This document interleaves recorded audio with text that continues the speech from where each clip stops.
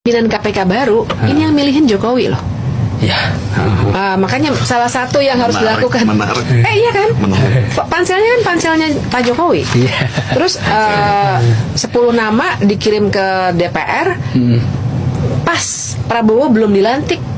Jadi di ujungnya Jokowi banget. Jadi ini orangnya Jokowi nih. Jadi salah satu cara menurut saya kalau misalnya Prabowo ingin membuktikan saya punya bayangan nih gimana ke depannya pemberantasan korupsi, harusnya tuh partainya di DPR tolak semuanya 10 calon itu yang udah dipilihkan oleh Jokowi.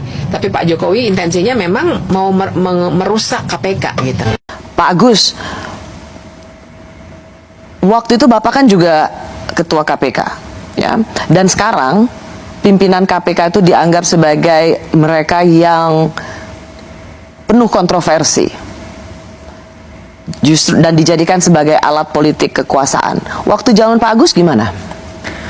Waktu zaman saya yang mencoba mau dijadikan alat kekuasaan, tapi karena waktu itu masih independen, masih tidak di bawah presiden, kita masih bisa menyangkal atau bisa tidak mengikuti apa yang diinginkan oleh presiden. Oh, jadi waktu itu Pak Agus sendiri bisa merasakan KPK itu mau dijadikan sebagai alat kekuasaan? Mohon maaf, ini perlu saya ungkapkan karena semuanya harus jelas, dan saya pikir baru sekali ini saya mengungkapkannya di media yang kemudian ditonton orang banyak. Bicara pada beberapa teman sudah, tapi kepada media seperti ini belum. Mohon maaf, kenapa saya kemudian tadi di depan juga menyoroti tone of the top, keinginan Pak Jokowi itu kemudian perlu juga menjadi perhatian kita. Saya terus terang pada waktu kasus IKTP, saya dipanggil sendirian oleh Presiden. Presiden pada waktu ditemani oleh Pak Pratikno. Jadi saya heran, biasanya memanggil itu berlima, ini kok sendirian. Dan dipanggilnya juga bukan lewat ruang wartawan, tapi lewat masjid kecil itu. Jadi dijemput dari sana. Nah itu di sana, begitu saya masuk, Presiden sudah marah. Presiden sudah marah, menginginkan, karena baru saya masuk itu, beliau sudah teriak, hentikan. Kan saya heran, hentikan, yang dihentikan apanya gitu kan. Setelah saya duduk, ternyata saya baru tahu kalau yang suruh hentikan itu adalah kasusnya Pak Setnov, ketua DPR waktu itu. Ya, ketua DPR pada waktu itu mempunyai kasus IKTP, supaya tidak diteruskan. Nah, sprindik itu kan sudah saya keluarin 3 minggu yang lalu dari Presiden bicara itu. Sprindik itu tidak mungkin, karena KPK tidak punya SP3, tidak mungkin saya berhentikan, saya batalkan. Ya, kemudian karena tugas di KPK itu seperti itu, makanya ya kemudian tidak saya perhatikan, saya jalan terus, saya jalan terus. Tapi akhirnya kan dilakukan revisi undang-undang, nanti kan intinya revisi undang-undang itu kan SP3 menjadi ada, kemudian di bawah presiden, karena apa pada waktu itu mungkin presiden merasa bahwa ini ketua KPK diperintah presiden kok nggak mau, apa mungkin begitu, kemudian itu gelagat awalnya ya? Ya, nah, jadi jadinya kan revisi undang-undang KPK itu, dan sebelum revisi undang-undang KPK itu Anda kemudian juga perlu pahami, buzzer itu kemudian kan bukan main kan. KPK sarang Taliban, KPK. Jadi sehingga civil society pada waktu itu yang membela revisi undang-undang KPK itu sangat-sangat sedikit. Teman-teman saya seperti Pak Imam Prasojo itu nggak datang tuh kalau waktu itu, karena tidak sebanyak waktu membela cicak buaya. Sebenarnya pada waktu cicak buaya, karena merasa ini KPK sudah seperti Taliban, seolah-olah omongannya buzzer itu betul gitu. Jadi revisi undang-undang KPK kemudian terjadi. Anda kemudian melihat di periode kedua ini kan yang namanya Corruption Perception Index itu kan turun terus-menerus. Oke. Itu menjadi gambaran kita, karena itu yang menilai adalah 9 lembaga internasional. Pak Agus, kalau saya ingin kembali, jadi ini sebuah kesaksian ya, dan fakta yang Pak Agus alami bahwa Bapak dipanggil oleh Presiden untuk menghentikan kasus IKTP yang mentersangkakan Setia Novanto waktu itu menjadi ketua DPR. Ya. Bapak bersaksi itu ya? Saya bersaksi. Saya bersaksi, dan itu memang terjadi yang sesungguhnya saya alami sendiri. Saya awalnya tidak cerita kepada komisioner yang lain, tapi setelah beberapa lama itu kemudian saya cerita. Apa yang Bapak jawab ke Pak Presiden ketika Bapak Presiden mengatakan hentikan soal IKTP ini? Saya bicara apa adanya aja, bahwa sprindik sudah saya katakan 3 minggu yang lalu, di KPK itu nggak ada SP3. Nggak mungkin saya memberhentikan itu. Yang Anda tangkap, Pak Agus.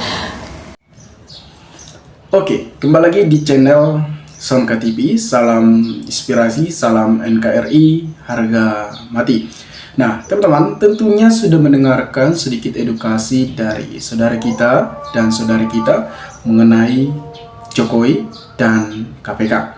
Tentunya ini sangat menarik bagi kita agar kita mengetahui situasi dinamika politik yang terjadi saat ini, apalagi mengenai KPK. KPK adalah Komisaris Pemberantasan Korupsi yang dipercayai oleh pemerintah. Tentunya yang kita tahu adalah KPK adalah salah satu tongkat untuk memberantas para korupsi atau para mafia-mafia besar yang merusak negara Republik Indonesia yang kita cintai. Nah, teman-teman, sebelum lengsernya Joko Widodo sebagai negarawan atau masyarakat biasa, bahwasannya saudara-saudari kita ini menjelaskan bahwasannya ketika Pak Jokowi lengser, dia sudah menyusun para kabinet-kabinetnya sebelum dia habis masa jabatannya seperti ketua KPK. Nah, ini adalah salah satu permainan atau hubungan Jokowi terhadap ketua KPK. Apakah ini permainan salah satu pembalasan dendam Jokowi terhadap partai PDIP? Mungkin saja, tetapi saya beropini ini bukan fakta, tetapi ini tergantung dari saudara-saudara mengenai edukasi yang telah dijelaskan oleh saudara kita itu, bahwasanya berapa kabinet-kabinet yang telah disusun Jokowi sebelum beliau menjadi negarawan atau masyarakat biasa. Apakah Pak Jokowi ada yang disembunyikan di saat dia masih menjabat sebagai Presiden Republik Indonesia? Nah, tentunya ini kita serahkan terhadap KPK. Tetapi ketika KPK berhubungan dengan Jokowi, nah, ini agak sulit. Apakah KPK mampu untuk memeriksa Pak Jokowi? Apakah Pak Jokowi melakukan sesuatu yang tidak sesuai apa yang diinginkan oleh masyarakat atau melanggar hukum seperti korupsi mungkin? Nah, itu saya tidak tahu pasti. Tetapi dengan opini apa yang disampaikan oleh saudara kita itu mengatakan mengarah ke sana. Nah, ini agak sulit, teman-teman. Ketika para pejabat-pejabat atau petinggi rangkul, menutupi, maka untuk perkembangan Indonesia ini atau untuk kemajuan Indonesia ini agak sulit ketika masih memelihara para koruptor-koruptor seperti kasus-kasus yang ini saat ini viral mengenai 300 triliun yang dimana kasus Harvey Voice. Apakah itu layak? Tidak, teman-teman. Harvey Voice mengkorupsi uang 300 triliun dengan denda 1 miliar dan dipenjara atau diponis hanya 5 tahun 5 bulan. Apakah itu layak? Tidak. Apakah itu etis? Tidak, teman-teman. Ini adalah salah satu permainan yang dimana para petinggi-petinggi di sana untuk mengelola di sana. Nah, ini agak sulit, teman-teman. Kita sebagai masyarakat biasa seharusnya kita paham dengan hal ini agar kita tidak bisa dibodohi oleh pemimpin-pemimpin yang harusnya pemimpin adalah mengayomi masyarakat bagaimana perkembangan atau memajukan Indonesia ini menuju emas di tahun 2045. Nah, teman-teman, di sini kita membahas mengenai pernyataan Agus Doharjo atau mantan KPK yang dimana beliau mengatakan dia adalah mantan KPK pemberantasan korupsi, bahwasannya sempat Pak Jokowi marah terhadap ketua KPK tersebut atau mantan ketua KPK tersebut dengan alasan untuk memberhentikan kasus KTP. Nah, apakah itu layak seorang Pak Presiden memberhentikan kasus hal tersebut? Apakah dia bermain di sana? Nah, tentunya kita tidak tahu pasti dengan pernyataan Agus ini bahwasannya Pak Jokowi marah terhadap dia untuk memberhentikan kasus ini. Nah, apakah ini layak? Nah, ini agak sulit teman-teman ketika kita memelihara para koruptor-koruptor.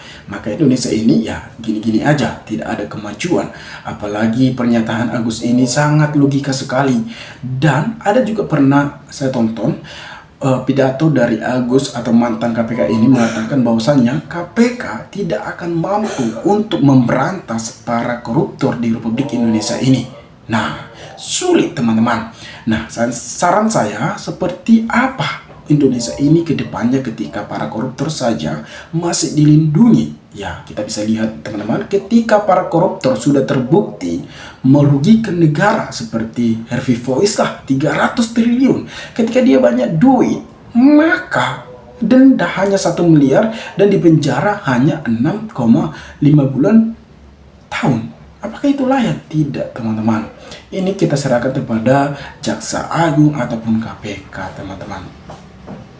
Saya juga heran bagaimana di negara kita ini hanya menindas atau merendahkan para masyarakat seperti maling lah, maling sandal pun bahkan dipenjara 3 tahun. Ada tuh teman, nenek yang mencuri ubi yang sedang kelaparan dan divonis 3 tahun penjara. Sedangkan para koruptor-koruptor besar yang sudah terbukti merugikan masyarakat, merugikan negara hanya dipenjara 6 tahun 5 bulan. Apakah itu etis? Nah, itulah yang dikatakan oleh Saudara Agus ini ketika kita mengamati apa yang disampaikan, apa yang diulasnya kepada masyarakat, kita bisa lihat bahwasanya KPK pun tidak akan mampu untuk memberantas para koruptor-koruptor di Republik Indonesia ini.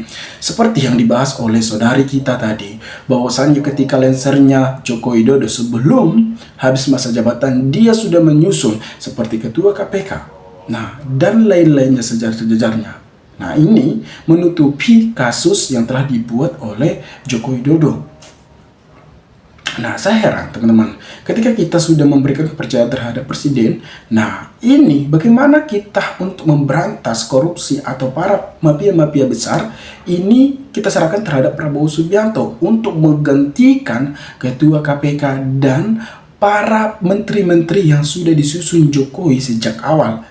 Dan bergabunglah Partai Gerindra untuk merangkul kalau benar-benar kepemerintahan Prabowo Subianto saat ini untuk menuntaskan para koruptor. Saya yakin, saya serahkan kepada Prabowo Subianto adalah presiden yang sangat jujur dan tegas dan transparan. Beliau ini memang ngomong tidak terlalu banyak, tetapi dengan bukti kita bisa lihat bahwasanya dia menjabat masih berapa bulan sudah memberantas para koruptor. Tetapi apakah KPK memberikan proses yang lebih lanjut? Apakah proses ini akan lebih etis? Seperti kasus Harun Masiku saja belum terselesaikan, yang dimana Hasto Creston juga sudah terjerat dengan kasus penyuapan. Apakah itu benar? Saya tidak tahu pasti, tetapi bagaimana KPK akan mengungkap ini semua? Apakah Hasto memang tersangka? Apakah Hasto benar-benar melakukan hal yang tidak sesuai undang-undang? Nah, kita serahkan terhadap KPK. Nah, KPK yang harusnya tongkat kepercayaan masyarakat untuk memberantas para koruptor di Republik Indonesia ini. Nah, teman-teman, mungkin sekian dari saya. Mungkin teman-teman juga memberikan tanggapan, maka berikanlah di kolom komentar agar kita bisa saling tukar pikiran satu antara lain. Salam inspirasi, salam NKRI, Sonka TV melaporkan.